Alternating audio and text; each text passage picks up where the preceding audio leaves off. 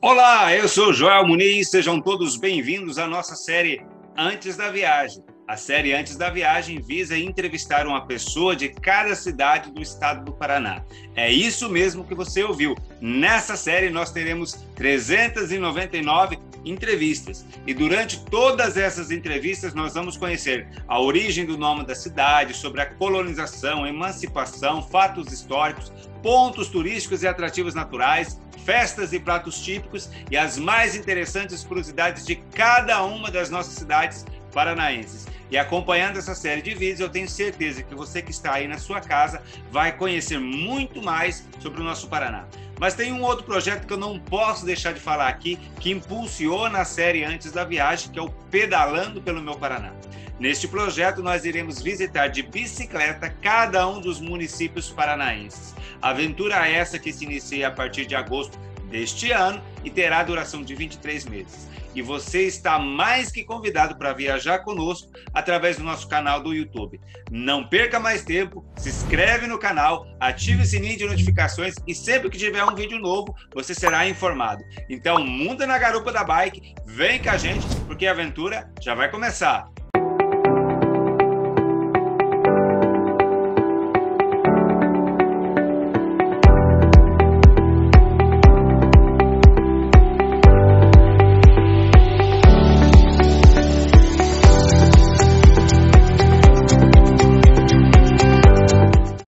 Muito bem, estamos iniciando hoje o nosso 43º episódio da série Antes da Viagem. Essa série que você já conhece está entrevistando uma pessoa de cada cidade do nosso estado, o estado do Paraná. E essa série de entrevista faz parte aí do nosso projeto Pedalando pelo Meu Paraná, que vai passar aí a partir de agosto deste ano por todas as cidades do estado e nós vamos passar nesse roteiro aí de bicicleta. Então, se você quer conhecer um pouquinho mais sobre esse projeto, vai aí na descrição do vídeo ou aqui no card tem um link onde nós apresentamos o projeto para você conhecer um pouquinho mais do Pedalando pelo Meu Paraná. Nessa primeira série de entrevistas, nós estamos conversando com as 109 cidades que fazem parte do primeiro percurso, que é basicamente o contorno do estado. São essas cidades que nós estamos começando. E nós já estamos no programa de número 43, vamos quase chegando aí na metade da nossa primeira temporada. Se você gostar da ideia, eu faço um convite para você. Aí na descrição do vídeo tem um link de um grupo do WhatsApp, na qual você pode ingressar e lá você vai receber todas as informações sobre esta aventura. E nós, como vamos aqui conhecer detalhes e curiosidades de cada uma das nossas cidades paranaenses, gostaríamos de fazer um convite para você, de você se inscrever no canal, acionar o sininho de notificações. Sempre que tiver um vídeo novo, você será informado através desse lembrete. E não se esqueça também de compartilhar e de dar o like aí neste vídeo, porque isso ajuda o YouTube a entregar esse material para mais pessoas que têm interesse em conhecer um pouquinho mais da história de cada cidade do nosso estado, para conhecer um pouquinho mais das cidades paranaenses. E hoje nós vamos conhecer mais uma cidade. Vamos conhecer a cidade hoje de Itaguajé. E para conversar conosco, nós vamos conversar com o senhor Hélio Parron Ferrara, que é bancário já aposentado e é membro do Conselho Municipal de Turismo de Itaguajé. Senhor Hélio, muito bem-vindo, muito obrigado pela disponibilidade do seu tempo de estar apresentando o município de Itaguajé para nós, paranaenses, e para quem estiver acompanhando aí também este vídeo. Muito boa tarde, é um prazer, muito obrigado, inclusive, pelo convite, e é uma grande satisfação a gente poder divulgar alguma coisa da nossa cidade. Senhor Hélio, eu lembro aqui, eu tenho um roteiro de viagens, das viagens que eu já fiz, um diário de bordo, e eu lembro que eu já passei por Itaguajé no dia 19 de dezembro de 2006. Não cheguei a conhecer a cidade, porque eu só passei e fui para a cidade seguinte, a gente estava pedalando também na época, mas na próxima vez que a gente voltar, aí a gente não quer só passar, a gente quer ficar um dia aí na cidade, para conhecer de fato, e o nosso projeto é esse. Tem a parte esportiva e tem a parte de turismo, que é justamente ficar pelo menos um dia em cada cidade para estar mostrando para quem estiver em casa o que tem em cada uma das nossas cidades paranaenses. E, de acordo com o nosso projeto, nós vamos estar aí, se tudo decorrer bem, no dia 16 de setembro. Que bom. Você vai se admirar, a cidade melhorou muito, tá? Está mais bonita agora. Maravilha. Vamos começar, então, senhor Hélio, pelo nome da cidade. Itaguajé tem um significado especial, alguma origem, a palavra, o nome? Então, essa questão é bem, vamos dizer assim, meio que complicada, tá? Eu já estou há mais de 20 anos tentando encontrar o significado correto, mas, sabe, chegar num ponto que eu possa dizer assim, Itaguajé significa isso, e apresentar prova e apresentar documentação, mas eu não consegui chegar nisso ainda. Pois bem, Itaguajé, se você, por exemplo, procurar no site do IBGE, que é um site oficial, lá vai estar dizendo assim, Itapedra, Guajé, grande barra misteriosa. Só que aí, você já vê que aí já tem um antagonismo aí. Ou é grande ou é misteriosa, tá certo? Uhum. Você também encontra outras definições como caminho da pedra oca, caminho da pedra, alguma coisa assim, pedra brilhante. Aí alguém diz assim, não, é pedra brilhante porque é uma região que tem cristais de quartzo, alguma coisa relacionada à areia, beira de rio, né? Mas tudo isso, na minha interpretação, não confere. E, por exemplo, Pedra Grande seria... Grande é Açu, no Tupi-Guarani. A gente sabe que é um topônimo, né? Tupi-Guarani. Mas Açu grande seria Açu. Então, seria alguma coisa como Itaúçu ou Itaguaçu, aí seria Pedra Grande. Teve uma pessoa que disse que Guajé significa barulho. Então, seria barulho da pedra, pedra, barulho. Poderia ter sentido se você imaginar que nós temos dois rios, né, que correm, então, o barulho da pedra, da água na pedra do rio. Junto com isso, você pode acrescentar ainda aquela questão onomatopeica, que é o som da natureza, né? Então, seria o som da água na pedra o barulho que a água faz na pedra. Guajé, guajé. Algo como splash, né? Uhum. Mas eu também não acredito nisso. Eu acho que ainda não é bem isso ainda. São várias definições que eu acho que não chega num ponto. Depois disso, nós vamos ter o que mais? Nós vamos ter, se você estudar um pouco mais a fundo a língua tupi-guarani, principalmente nos escritos do Padre Montoya, você vai descobrir lá, seria uma espécie de topônimo de 3 termos, de 3 pontos. Ita, Guá, Jé. Então, você teria Ita, pedra, o Guá é um termo de ligação. Isso é documentado. É alguma coisa como do. Tá? Então, pedra do. Pedra do índio, pedra do rio, pedra. E o Jé também é documentado pelo Padre Montoya como uma etnia indígena. Porque, vamos lá, os guaranis são uma etnia indígena. O Macro-G é uma outra etnia indígena que, para os guaranis, eram os tapuias, eles chamavam de tapuias. Tudo que não era guarani, para eles era tapuia.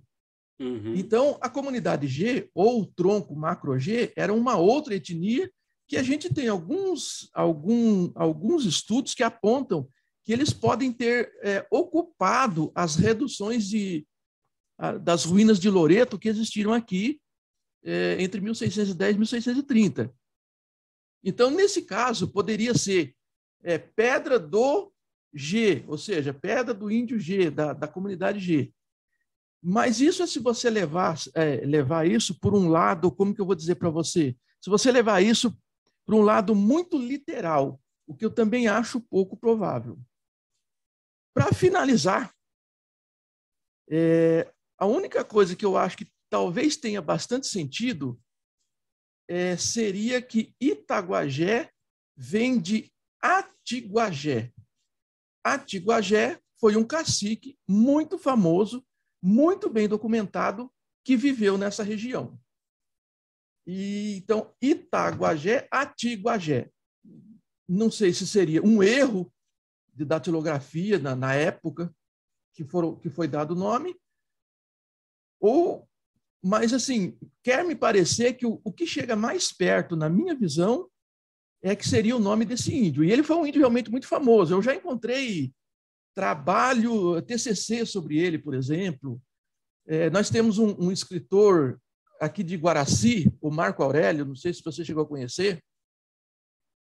Ele no livro dele, o Guairá, o personagem Atiguajé é citado assim como um protagonista, um grande protagonista da narrativa dele. Então, assim, poderia ser o Itaguajé ter uma ligação com o nome desse cacique. Até porque, você imaginar, por exemplo, província del Guairá, que era a nossa região aqui no tempo dos espanhóis. Por que província del Guairá? É província do cacique Guairacá, que era um cacique famoso da época. Então, assim, Guairacá virou Guairá. Atiguajé pode ter virado Itaguajé. Não sei se eu fui muito... Assim como várias palavras mudam, como várias palavras. Significado e a própria estrutura no decorrer do tempo, né? Isso. Porque a gente não tem um documento oficial dizendo, olha, essa cidade, a partir de agora, vai se chamar Itaguajé. Porque antes, você vê que coisa interessante, aqui, todas as pessoas da cidade aqui dizem que esse lugar se chamava Lupiãozinho, em referência a Moisés Lupion. Uhum. Só que oficialmente não existe Lupiãozinho, existe Boa Esperança. Porque a publicação, quando esse vilarejo foi elevado à categoria de distrito, ele trocou de nome. Então, o Diário Oficial diz assim, Itaguajé, ex-Boa Esperança. Portanto, oficialmente se chamava Boa Esperança, mas todas as pessoas com quem eu converso, as pessoas mais antigas, eles são categóricos em dizer, não, era Lupiãozinho. Então, é difícil, né? Você não tem um documento. Eu já tentei, já entrei em contato com o Estado do Paraná, o pessoal do Arquivo Público, mas não consegui. Muito bem. Tu mencionou aí um passado bem longínquo aí da época dos espanhóis, 1610, 1630, que já tinha alguma coisa na região, né? Vamos falar um pouquinho desse aspecto histórico e aí até chegar no processo de colonização que deu a formação da cidade que está hoje, então. Tá. Eu vejo assim, a colonização da nossa região aqui, desse município, eu às vezes coloco 2 ou 3 etapas. A colonização antiga e a colonização moderna. Teria intermediária, mas ela é muito breve demais. A colonização antiga, então, é o seguinte, foi a chegada dos padres Cataldino e Maceta aqui no Pontal do Pirapó, porque aqui, o município de Itaguajé são 2 rios, nós temos 2 rios, né? O rio Pirapó, que deságua no Paranapanema. Então, nesse ponto, nesse pontal, havia comunidades indígenas, e os padres Cataldino e Maceta, em 1610, chegaram e encontraram os índios e construíram, então, aquilo que foi a primeira igreja dedicada a Nossa Senhora de Loreto. Foi também a primeira redução jesuítica do Brasil, porque os jesuítas criaram um modelo diferenciado de catequização dos índios. Até então, os padres vinham para o Brasil, ou para as terras espanholas aqui, enfim, para a América do Sul, para catequizar os índios e tal, mas eles iam onde estavam os índios, nas malocas de índio, nas tribos. E isso era muito complicado, porque era uma grande quantidade de tribos espalhada por essa imensidão toda que existe. E de forma que ficava muito difícil. Já imaginou o padre, num domingo de manhã, você vou rezar a missa, e vai rezar a missa numa tribo. aí anda 20 quilômetros para rezar na outra tribo, mais 20 na outra. Era uma coisa assim. E aí eles criaram o que eles chamam de redução. Redução no sentido de reduzir o espaço onde estão espalhados os índios, reduzir num único ponto. Então, essa aqui foi a primeira no Brasil, aqui em Itaguajé. Eles criaram a redução de Nossa Senhora de Loreto, que era uma cidade. Chegou a ter... O padre Montoya relatou isso, ele fala alguma coisa em torno de 2.000 pessoas. Há registro que fala até mais que isso, 4.000 pessoas. Mas eu até fico assim, por baixo. 2.000 pessoas, tem muita cidade do Paraná que não tem 2.000 habitantes. Então, era uma cidade. Tinha quarteirões, praça, igreja. Era uma cidade. Então, aí esses padres chegaram, fizeram essa primeira igreja, essa primeira redução, viram que deu certo, caminharam 25, 30 quilômetros até Santo Inácio, fizeram a redução de Santo Inácio, e aí, em 1612, chega aqui o padre Montoya. Esse daí é o grande... Ele foi chamado de apóstolo dos gentios, né? Apóstolo dos índios. Então, esse foi o grande ícone, o grande herói, não só de Itaguajé, daqui da nossa cidade, mas o grande herói da história do Brasil e do mundo, da história do jesuitismo no mundo inteiro.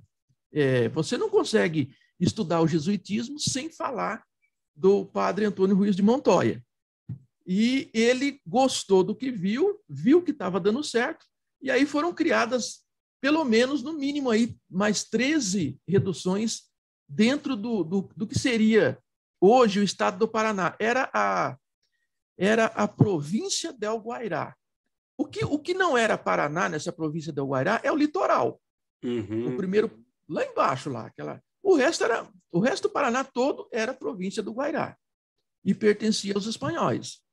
Se bem que, nessa época, já havia ali aquela associação ibérica, Portugal e Espanha tinham unido os reinos. Mas, mesmo assim, havia divisão. O espanhol era uma coisa, o português era outra. Os espanhóis, no lado ali, Paraguai, Bolívia, Argentina, e os portugueses mais no litoral do Brasil. Então, esse meio do continente, ele ficava meio vazio, e era preciso ocupar esse meio. Então, interessava tanto aos espanhóis como aos portugueses ocupar essa região. De forma que esse período de colonização que gerou essa cidade, e que foi também uma das primeiras cidades do Paraná, 1610, 1630, talvez 1631, a gente não tem muita precisão, quando então eles foram expulsos, e é o período que aconteceu o grande êxodo, o êxodo Guarani, onde cerca de 12.000 índios fugiram, perseguidos pelos bandeirantes, fugiram daqui em barcos e canoas, né? Não eram barcos, eram canoas e balsas. O padre Montoya documentou isso muito bem. Então ele chamava de balsas e canoas. E 12.000 índios fugindo dos bandeirantes, Paranapanema abaixo, até chegar lá no Rio Paraná. E, enfim, aí eles foram se alocar lá na região da Argentina, lá próximo ao Rio Grande do Sul, naquela região. Então, essa foi a primeira fase que eu chamo de colonização antiga. Entre 1850, 1860, 1865, por aí, sabe? Nesse período aí, houve uma reocupação desse local por parte do Estado do Paraná. Aí já era o Estado provincial, era a província do Paraná. E o governo, no caso a presidência do Paraná, que era presidente do Estado, não era governador do Estado, ele resolveu catequizar os índios de novo, voltou com aquela ideia de inclusão dos índios e veio ocupar de novo a redução de Loreto, que estava aqui, abandonada, mas estava aqui. E aí eles chamaram essa redução de Nossa Senhora de Loreto de redução de Nossa Senhora de Loreto do Pirapó. Pois bem, só que durou pouco tempo, eles não gostaram do clima, acharam que era muito úmido o ambiente, se mudaram para Santo Inácio e de lá foram embora também. Então, assim, eu não sei nem se eu posso chamar isso de colonização, porque ficou 5, 6 anos e acabou. E já a colonização moderna, ela vai começar já no século XX. Aí, pelo que eu tenho encontrado de registro, 1918, com a chegada do coronel José Soares Marcondes. O coronel Marcondes, ele é um dos fundadores de Presidente Prudente. E você vê que a nossa cidade está meio que perto, nós estamos a 100 quilômetros de Prudente, apesar do Rio, que faz a divisa de estado, mas nós estamos até relativamente perto. E o coronel Marcondes requereu do estado uma gleba de terras. Algumas pessoas chegam a dizer que essa gleba de terra que ele pegou aqui no norte do Paraná, ela ia desde o rio Tibagi até o rio Ivaí. Eu não sei se era tudo isso, mas era realmente um espaço muito grande que ele requereu. Só que o empreendimento dele, do coronel Marcondes e da Companhia Marcondes de melhoramento, de colonização e desenvolvimento, alguma coisa assim, não deu certo. Não deu certo. E por volta de 1924, o Estado pegou de volta e repassou para uma outra pessoa, que foi o doutor Manuel Firmino de Almeida, que era um engenheiro e que criou a gleba, como é que era? A gleba Zacarias de Góes e Vasconcelos, que foi o primeiro governador do Paraná, o primeiro presidente do Paraná, né? Então, ele deu esse nome. Então, esse assentamento já não era tão grande quanto o do coronel Marcondes. A impressão que fica é que o Manuel Firmino de Almeida requereu essas terras do Estado, conseguiu, mas uma quantidade menor, porque daí já tinha a Companhia Melhoramentos do Paraná, aquela companhia antiga, que também estava assentando pessoas e etc. O que nós temos de informação, mas não temos documentação, é que o coronel Marcondes teria estado aqui em Itaguajé, onde hoje é a cidade, às margens do riacho, que hoje se chama Lupion, teria construído um barracão de pau a pique, o que, na minha visão, seria, então, a primeira construção moderna, né, de Itaguajé, excetuando-se a questão da redução de Loreto. Então, seria a primeira construção moderna, um barracão de pau a pique. Mas, como não deu certo, ele foi embora, abandonou. E aí nós vamos começar, então, a ter uma nova colonização, porque aí, só para concluir, essa gleba do Dr. Manuel Firmino de Almeida, ela foi até 1630. Mas em 1630 nós tivemos uma revolução. E a revolução mudou tudo no país. Daí, voltou para o Estado novamente. E aí nós vamos ter, a partir de 1940, na década de 40, é que começam a chegar os pioneiros aqui no lugar onde hoje é Itaguajé. E esses pioneiros, eles chegavam, derrubavam um pedaço da mata, construíam ali um rancho e ocupavam uma área. Daí vinha outro, vinha outro. Não tem documentação sobre isso. Não era nada, eles vinham de longe, numa época que não tinha registro de nada, não tinha comunicação, não tinha telefone, não tinha nada. Eles vinham de longe, ocupavam, ficavam. Então não tem registro oficial para você dizer, olha, o primeiro pioneiro foi fulano de tal. A gente não tem. Mas nós temos alguns nomes que a gente sabe que chegou na década de 40, como o Almiro Alves de Almeida, Américo Vitorino, Otaviano Matos. São pessoas que chegaram na década de 40. A gente tem algum tipo de registro dessas pessoas. Então, aí começou a colonização moderna e a criação do município. Aí foi formando um vilarejo. Eu tenho, por exemplo, um depoimento que eu colhi pessoalmente do seu Américo Vitorino, dizendo, olha, quando eu cheguei, o que eu vi foi uma espécie de acampamento. Era uma coisa, uma clareira na mata com alguns ranchos, uma espécie de acampamento. Eu também tenho um depoimento que eu colhi em 1984, 85, muito interessante, do seu Otaviano Matos. Ele diz que ele chegou aqui, tinha 3 ou 4 casas construídas, não tinha mais nada. O que ele fez? Ele derrubou 3, 4 alqueires de mata virgem, que era justamente onde hoje está a cidade. Derrubou e plantou cereais. Logo depois vieram os engenheiros do estado e disseram assim, olha, aqui nós vamos construir uma cidade, nesse local aqui. E fizeram o traçado das ruas, destruiu toda a plantação dele, e foi onde surgiu, então, as ruas que nós temos hoje da cidade. E prometeram indenizar o seu Otaviano, só que até hoje ele não foi indenizado. Então, essa é uma história verdadeira, eu tenho um relato dele, pessoal, que eu colhi dele pessoalmente, dos filhos dele que eu tenho contato hoje. Então, assim, são coisas interessantes. Depois disso, esse vilarejo, esse traçado, então, que aí fica essa dúvida se era Lupiãozinho, se era Boa Esperança, porque eu penso que não tinha registro, ninguém registrou. Isso vai se chamar tal ou tal. Eu não sei se teve isso.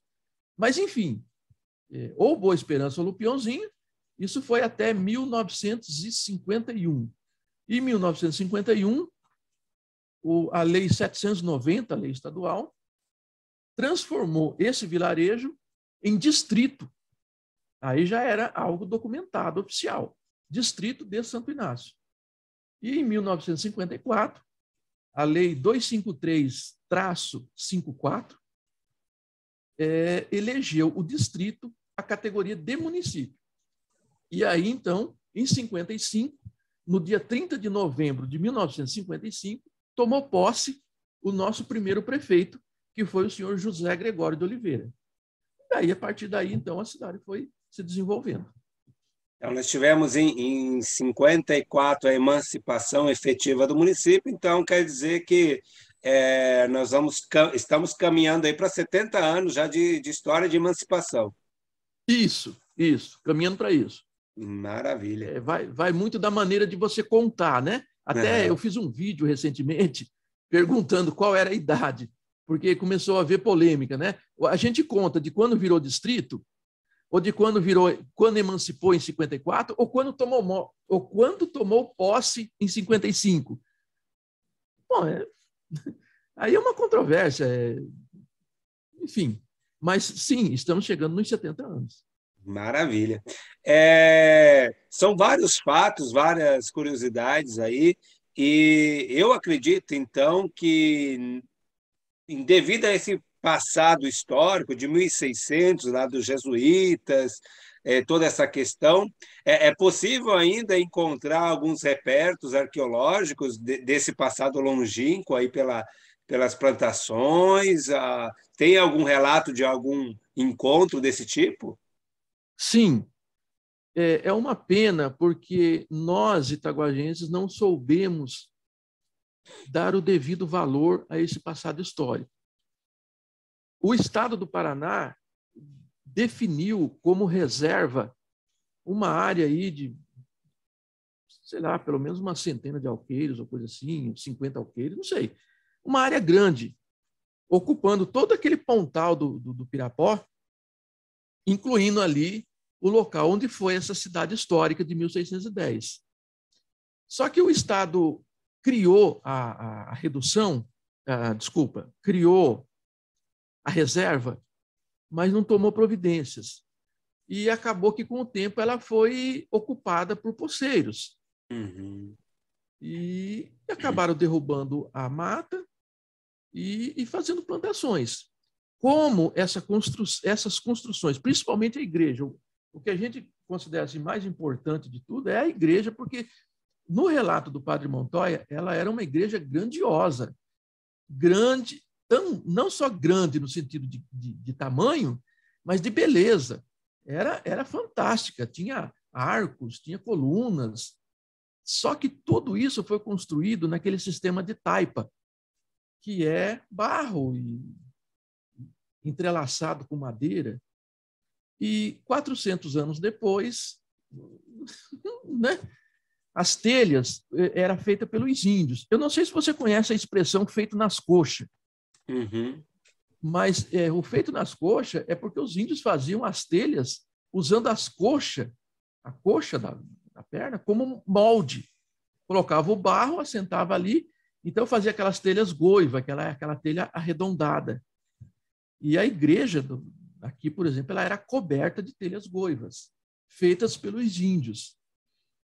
E se você for lá no local, tem uma família que reside lá, pedaço de telha você encontra assim aos montes, espalhado.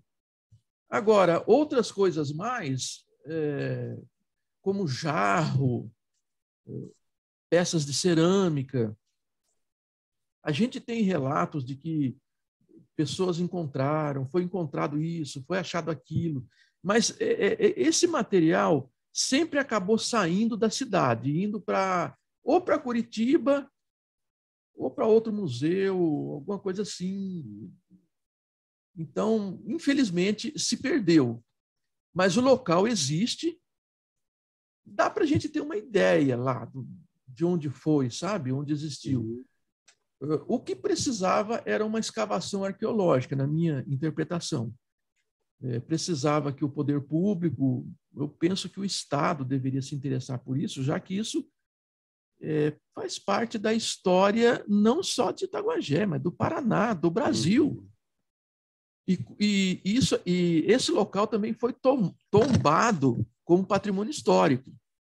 Portanto, eu penso que o Estado deveria, sim, tomar providências e, no mínimo, iniciar escavações arqueológicas, porque eu penso que é possível ainda se encontrar muita coisa indígena, como jarro, peças de cerâmica, e também o cemitério dos índios. Existem alguns relatos do padre Montoya que diz assim, que em alguns casos, quando o índio morria, ele era enterrado na cabana dele e incendiava a cabana. Então, é possível que você encontre isso. Os padres que morreram aqui, em Loreto, pelo que o padre Montoya conta no seu livro, no período da fuga, né, quando os bandeirantes chegaram, eles foram exumados e levados embora, né, nessa fuga com as balsas e canoas, juntamente com os sinos, o sino da igreja, aquelas peças sagradas, né, o cálice, a patena, né, que chama o cálice e a patena, os santos óleos, e tudo que tinha de sagrado, os padres recolheram e retiraram, fecharam a igreja e foram embora. Pois a igreja foi incendiada pelos bandeirantes e tal. Mas eu acho que uma escavação arqueológica encontraria muita coisa aqui que merece mesmo ser preservada, não só por Itaguajé, mas pelo país inteiro, pela história do Brasil inteiro. Que maravilha. É impressionante quando a gente passa assim, a conhecer o município, não só essa história recente, mas saber que lá no passado, né, tiveram pessoas que já fizeram grandes obras aí e que muitas vezes, até às vezes a própria pessoa que mora no município, às vezes nem sabe, né? Não sabe, muitos não sabem. A maioria não sabe, aliás. Hoje, a administração atual, o prefeito Juninho, está na segunda administração e ele tem dado um apoio muito grande para isso. Então, por isso que eu estou falando para você que se você voltar aqui, você teve em 2006, né? Você disse? 2006. Então, se você voltar aqui, você vai ver um monte de estátua nas entradas, estátuas históricas de índio, de bandeirante, de padre, porque o prefeito está realmente se esforçando com isso. Nós também criamos, aí foi uma criação minha, uma revista em quadrinho contando a história. Só que a revista ainda não foi lançada, eu fiz a minha parte, mandei para a gráfica, agora está na mão da prefeitura ali, o prefeito, depende lá das condições, eu não sei como vai ser, mas é uma revista em quadrinhos contando a história da nossa cidade. Então, assim, a nossa intenção, e aí eu cito também o Conselho Municipal de Turismo, e eu cito aí a presidente, que é a Adriana Justino, que tem dado esse apoio, ela é turismóloga, inclusive, e tudo isso é um trabalho que a gente tem feito voluntário, tá? Mas a gente tem, sim, a intenção de trazer de volta, de resgatar, de revivar essa história nossa, que eu acho que é uma história linda, maravilhosa, é coisa de se ter orgulho, né? Inclusive, aproveitando aqui o nosso bate-papo, eu cito também que, recentemente, a prefeitura aprovou, a Câmara dos Vereadores também, na pessoa, inclusive, do presidente, o Nivaldo, aprovou a criação do hino. A gente estava meio que sem hino, a cidade não tinha o hino, né? E aí eu tive a felicidade de fazer a letra.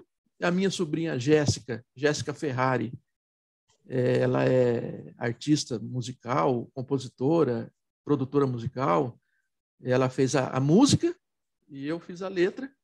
E nós lançamos agora, no dia 30 de novembro do ano passado, o nosso hino. Então, assim, isso que eu quero dizer para você, está existindo, existe hoje um interesse do poder público em resgatar a história de Itaguajé. E é uma história linda, maravilhosa. Maravilha. Vamos aqui mudar um pouquinho de assunto, né? Vamos falar, então, da população de Itaguajé. A gente sabe que já nessa colonização mais moderna, teve vários períodos, e muitas cidades do Paraná no passado tivemos uma quantidade maior de pessoas devido a algum tipo de agricultura, algum tipo de produção, que com o tempo foi diminuindo, e aí a gente pode comentar, né? Itaguajé foi diferente, a população atual ela vem crescendo, diminuiu, qual que é a perspectiva para esse novo censo? Olha, Joel, a população de Itaguajé também diminuiu. Mais um desses casos. O que eu vejo e até numa entrevista que a gente está resgatando agora do nosso primeiro prefeito, aqui, no início, tinha minifúndio, uma grande quantidade de minifúndio, ou seja, pequenas propriedades rurais. Então, a cidade tinha uma população grande, vibrante, e num determinado momento, Itaguajé projetou assim um crescimento fantástico. Mas uma das coisas que aconteceu é que, por N motivos, os pequenos proprietários tiveram dificuldades. Veja, nós estamos falando do passado, uma época que não tinha Proagro, que não tinha seguro de lavoura, que não tinha preço mínimo, essas coisas, não tinha garantias. Quando um pequeno agricultor entra em dificuldade, ele acaba perdendo a terra, tendo que vender. E aí, aquelas pessoas mais bem qualificadas financeiramente foram adquirindo as pequenas propriedades e transformando em grandes propriedades. Então, a população rural foi diminuindo, né? E, infelizmente, a cidade teve uma redução aí de tamanho. Nós tínhamos também Santa Inês, que é a cidade vizinha aqui, que era distrito daqui, daí ele se emancipou. E, enfim, hoje nós estamos aí com 4.570 habitantes aproximadamente, baseado no último censo. E aí é gozado porque a projeção do censo não, a projeção do IBGE, a projeção do IBGE, porque não foi feito censo, né? Uhum. Então, a projeção para nós hoje é de uma redução. Só que eu não acredito nessa redução. Eu acho que eles estão fazendo essa projeção baseado em algum tipo de dado aí que não condiz com a realidade. Porque nós estamos vendo aqui o surgimento de bairros que antes não tinha. Eu não vejo como isso pode estar diminuindo. Eu acho que não, eu acho que está aumentando, né? Mas também é nessa faixa aí, de 5 mil habitantes. Maravilha. Nós vamos, antes de continuar aqui a entrevista, dar 2 recadinhos para você que está acompanhando aí um pouquinho da história de Itaguajé. É isso mesmo, e o primeiro recado é para você que é empresário e que gostaria de ter a sua marca divulgada pelo Estado. Lembre-se que o nosso projeto passará em todas as cidades do Paraná por um período de 23 meses. A sua logomarca será adesivada no nosso carro de apoio, na nossa bicicleta, do nosso uniforme. Faremos menções da empresa sempre que possível nas entrevistas e também ao final de cada vídeo que iremos postar diariamente nas nossas redes sociais. Se você e a sua empresa quiser saber como fazer parte do projeto Pedalando pelo Meu Paraná, entre em contato conosco através do telefone abaixo, 45 99961 1800. Mas você que não é empresário também pode nos ajudar. E de que forma? Nós criamos 2 modelos de camisetas que você pode adquirir e assim contribuir com a nossa viagem. O primeiro modelo é essa camisa de ciclismo para você que também curte o pedal, com a estampa da bandeira e do brasão do estado do Paraná na parte da frente e na parte de trás o nome e a logo do nosso projeto. Assim, além de você contribuir financeiramente conosco, ajudará a divulgar o nosso projeto e também o nosso canal do YouTube. Ela é confeccionada em dry, colmeia, mangas em elastano, laterais com microfuros, tecido antibacteriano, proteção UV superior a 50, zíper full automático e com 3 bolsos na parte de trás. E como ela é uma camiseta promocional, o seu valor é abaixo das camisas de ciclismo tradicionais. Uma dessas pode ser sua pelo valor de somente R$ 90. O segundo modelo que nós temos é essa camisa casual, que você pode usar a qualquer momento. Ela tem a mesma estampa tanto na frente quanto atrás. Ela é feita no dry, que é super leve, fresca e confortável. E você pode contribuir adquirindo essa camiseta por apenas R$ 50. Nós temos ambas camisetas em todos os tamanhos. O custo de expedição para qualquer lugar do estado é de R$ 25. E se você, aí na sua cidade, quiser nos ajudar a divulgar a nossa viagem, nós criamos uma promoção que talvez possa te interessar. A cada 10 camisetas que você vender aí no seu município, a tua é de brinde. Dessa forma, mais pessoas vão conhecer o nosso projeto e você também poderá ser beneficiado. Então, aproveite essa oportunidade, entre em contato conosco pelo fone WhatsApp 45 99961 1800 e peça já a sua camiseta. Muito bem, agora que você já sabe como nos ajudar, nós vamos continuar aqui um pouquinho com a história de Itaguajé. Estamos conversando com Hélio Parron Ferrara, né, do município de Itaguajé, e vamos falar um pouquinho da base da economia hoje. Qual que é a base da economia do município de Itaguajé? Pois bem, hoje, no meu entendimento, é a cana-de-açúcar. Eu acho que a base está centrada nisso. Nós temos mandioca, nós temos milho, nós temos mandioca, milho e soja também. Mas eu acho que o principal é realmente a cana-de-açúcar por conta das usinas que tem nas proximidades. Já foi a terra do algodão. E aqui também já foi a terra do hortelã. Né? Já fomos grande produtor de hortelã. Também fomos grande produtor de algodão. Depois teve uma fase que a pecuária entrou forte, que também foi um contributivo para a diminuição da população. Mas hoje ela está assim, eu vejo mais a cana-de-açúcar e esses grãos aí, mandioca e grãos, né? No caso a soja e o milho. Feijão, essas coisas, mas assim, tudo meio espalhado, assim, meio pulverizado. Maravilha. E na cidade, a gente tem, assim, a nível de empresas, de grandes empresas, alguma coisa nesse setor, ou é mais voltado para o agro mesmo? Não, a cidade, nós não temos indústria, assim, que possa ser, dizer assim, nós temos, né? Nós não temos. Eu digo nós, o que a prefeitura, o prefeito está fazendo e se esforçando muito é na criação do parque industrial.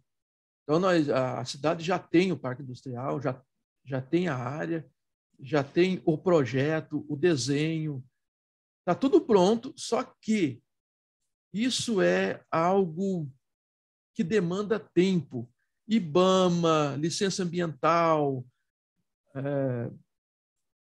a questão as ruas, né, onde vai ser construída, galerias pluviais, energia elétrica.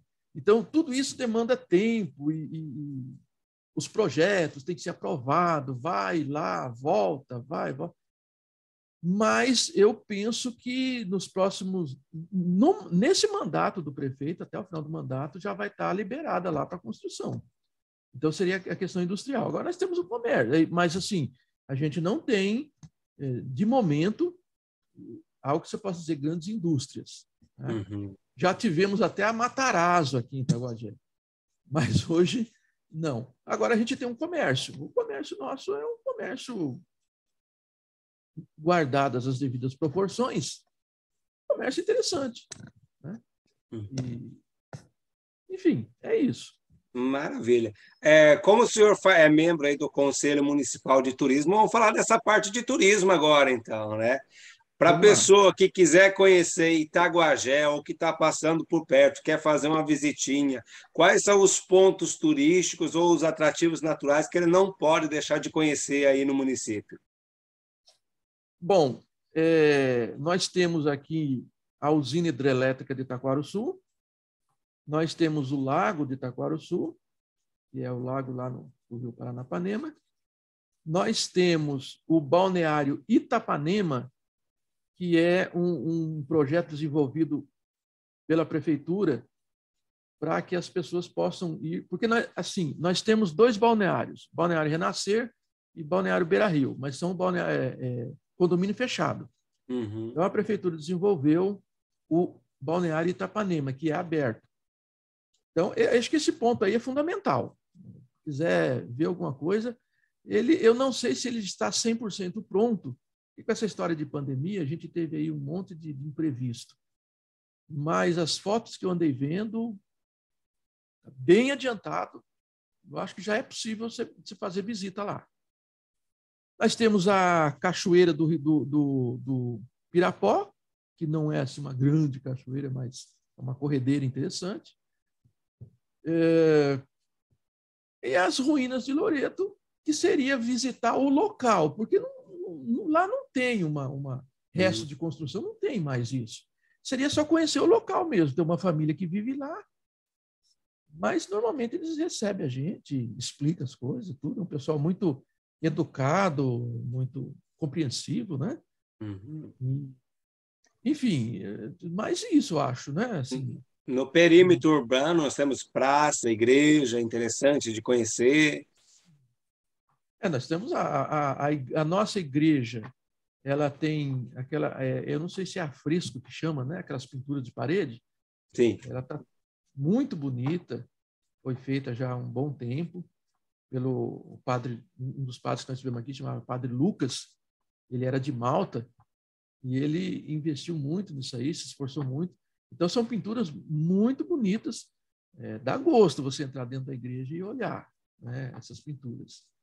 Nós temos um salão paroquial novo, que foi inaugurado recentemente, que se chama, inclusive, Nossa Senhora de Loreto, e que tem também uma fachada muito bonita, com a imagem da Santa de Loreto, né? Temos a praça. Fora isso, assim, dentro do urbano aqui também ainda não tem muito mais que isso, não. Vamos falar, então, das festividades, né? Festividades do município, não sei se tem algum distrito, alguma comunidade também que tenha alguma festa importante que acontece. Olha, hoje, o que nós temos de principal hoje em Itaguajé, que deu certo e que se tornou de grande importância, é o torneio de pesca. Tá? Nós já tivemos muito rodeio, temos um parque de rodeio, mas o rodeio nunca foi assim algo mais grandioso. É um rodeio simples. Né? Temos o nosso campo de futebol, nós temos escolinha de futebol aqui, que já desenvolveu muitos atletas, tem atletas jogando em times grandes por aí, que saíram daqui. A gente recebe pessoas de crianças, né, que vêm de diversas partes do país, se instalam aqui, estudam nas nossas escolas públicas e recebe o treinamento da escolinha de futebol, que hoje tem um convênio com o Atlético Paranaense, é o Furacão, né, Atlético Paranaense? Uhum. Tem um convênio com o Atlético Paranaense. Então, assim, é uma coisa interessante. Já tivemos aqui, e acho que deu uma parada, mas parece que estamos reativando a escolinha de peões. Porém, o que nós temos de momento, assim, que eu considero de festa realmente importante, é o torneio de pesca Alto Cunaré. Nós estamos no 7º torneio, fizemos o 7º torneio, já deveríamos ter feito o 8º e o 9º. Não foi feito por conta da pandemia, infelizmente. Já é considerado o 2º maior do Paraná. Então, a gente recebe pessoas de diversas partes do país que vêm não só para participar do torneio em si, né, fazer a sua pesca, mas também dos shows. Tem show, evento, alimentação e tal. E isso tudo é feito nesse balneário Itapanema que eu estou te falando, lá na beira, lá no lago de Itaquaruçu. Maravilha. Então, assim, essa nossa festa, e esse é o nosso grande ponto, é o torneio de pesca. Esse foi o que deu certo. Maravilha. Quanta história e quantas curiosidades aí sobre o município de Itaguajé, que com certeza tem alguém em casa que está assistindo que nem sequer sabia da existência do município, né? A nossa ideia é justamente divulgar essas curiosidades, porque só no Paraná temos 399 municípios e, obviamente, a gente não conhece todos eles, né? Sim, sem dúvida. Senhor Hélio, nós estamos chegando aqui nos minutos finais do nosso bate-papo. Gostaríamos novamente de agradecer. Se quiser fazer um convite para quem quiser conhecer também o município, fica aberto aqui essa oportunidade. A gente convida todas as pessoas que possam estar assistindo aí esse vídeo, esse programa, que queira conhecer a cidade. A cidade é bonita, a cidade é acolhedora, a população é acolhedora também, e nós temos alguns pontos realmente interessantes. Nós chamamos a nossa cidade de corredor. Nós participamos do Corredor das Águas, porque nós temos 2 rios. Tem muito município que não tem rio nenhum, nós temos 2 rios. Então, tem muita coisa que se vê, que se conhecer. E também é um lugar bom de morar também, porque é uma cidade agradável, tranquila, calma, bem localizada. Eu costumo dizer que Itaguajé não tem problema, por exemplo, de inundação. Nós nunca vamos ter inundação em Itaguajé, apesar de a gente ter 2 rios, mas a localização da cidade é num plano alto que é impossível que qualquer enchente em qualquer um dos 2 rios chegue até a parte urbana. Não tem inundação. Aqui não tem perigo de inundação. Tempestade, destelhamento de casa, é muito raro acontecer isso aqui. Então, é uma cidade linda, maravilhosa. Ela só é pequena, mas daí eu costumo dizer, a cidade, para ser boa, não tem que ser grande. Ela tem que ser agradável, ela tem que ser gostosa de se viver, ela tem que ser aconchegante. Exatamente. Itaguajé é isso. E o fato de ser pequeno, nesse caso, é a vantagem do município, né? Sim, é a vantagem. Né? Todo mundo conhece todo mundo é amigo. Enfim, existe uma solidariedade muito grande aqui. Então, é maravilhoso. Maravilha.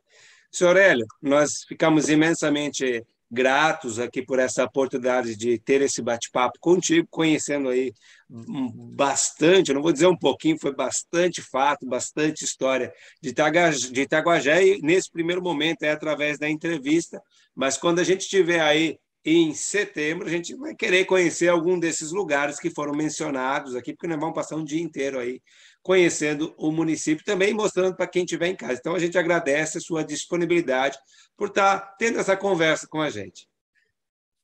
Eu que agradeço a oportunidade. Muito obrigado.